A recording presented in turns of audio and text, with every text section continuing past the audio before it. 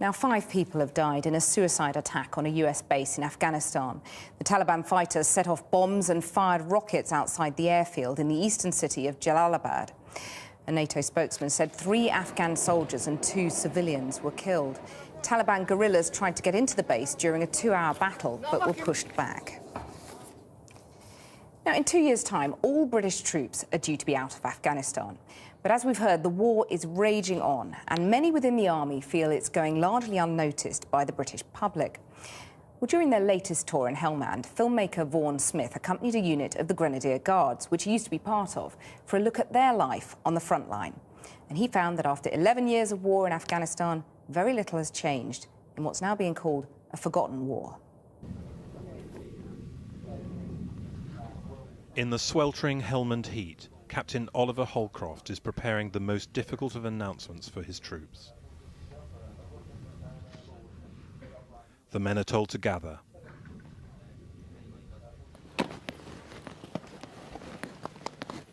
It is with great sorrow and regret that I have to inform you once again that the company has been subject to a cruel twist of fate.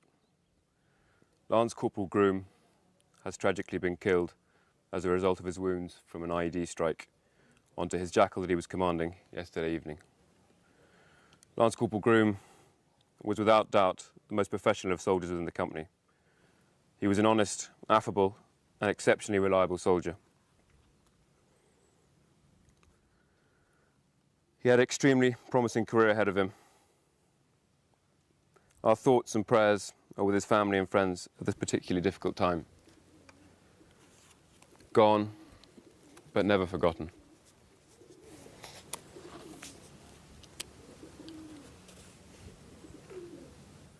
As difficult a pill as it is to swallow, like I said the other day, only a few days ago with Gars and Whittle, there will be a time for mourning. But it's so important that you harness the resolve now that we're still out here to push on to the finish tape, i.e. back in full price. Don't be distracted, keep focused, and let's try and avoid anything like this again.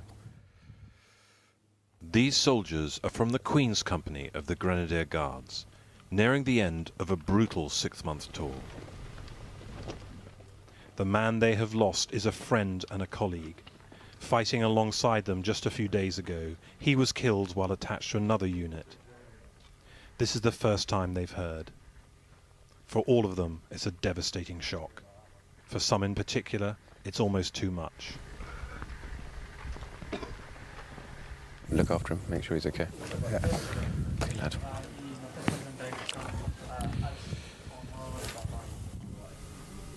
For a while, the mood is understandably somber at this small base. It takes time for the news to sink in. A senior colleague supports the commander of 3 Platoon, Lieutenant Alexander Budge. This is the 3rd man he has lost on this tour.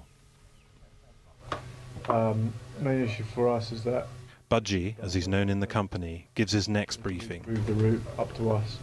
But everyone's minds still seem to be elsewhere.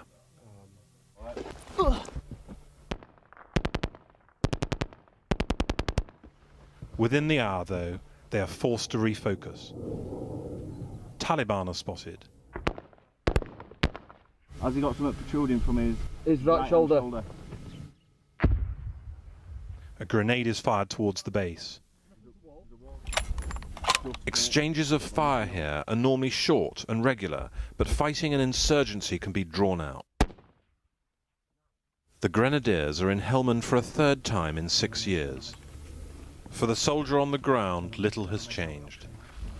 But many of the men told me that they feel their fighting this summer has gone unnoticed by the public at home. The Queen's Company had begun their operation here several days earlier. They arrived early in the morning, having been ordered to set up a temporary base in this compound where a large Afghan family were living. The family had to leave their home for a few days. They were paid $300 in compensation.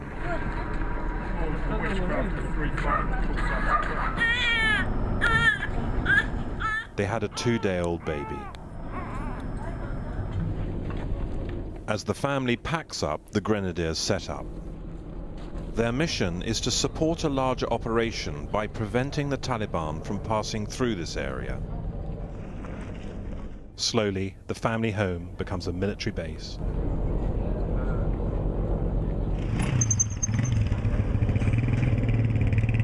After the family leaves, the platoon goes out on patrol. Okay, let's go. To stop insurgent movement, the men must regularly scout the green zone, a particularly fertile strip of Helmand province.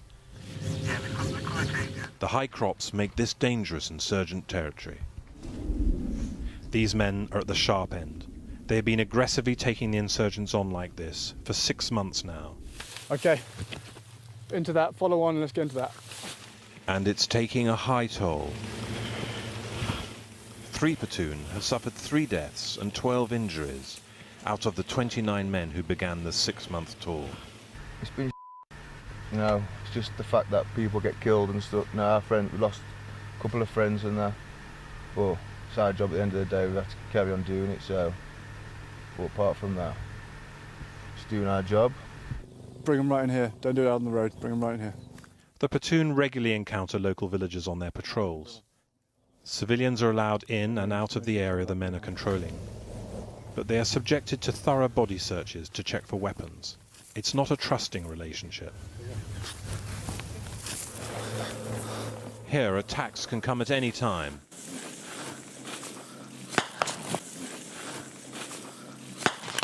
It's going down.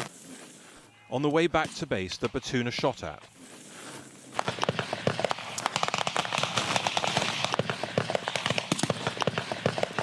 They respond in kind. No, southeast, in the village over. After several months, the men have got used to this type of fighting.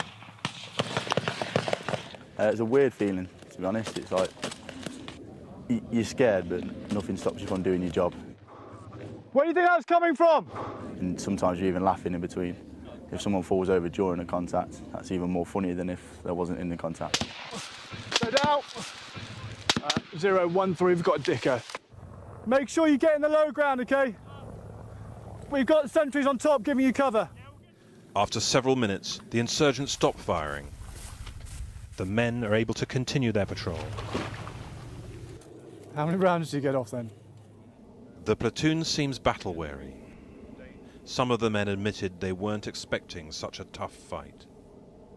They're not stupid. They know what they're doing.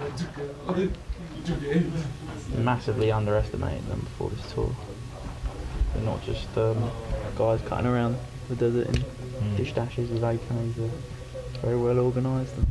I've got tremendous amounts of respect for them now. In a sense, I mean, they still themselves probably just as much as us. So, I don't know, they've just got a little bit more drive, I suppose. Their religion drives them, whereas, I don't know what drives me.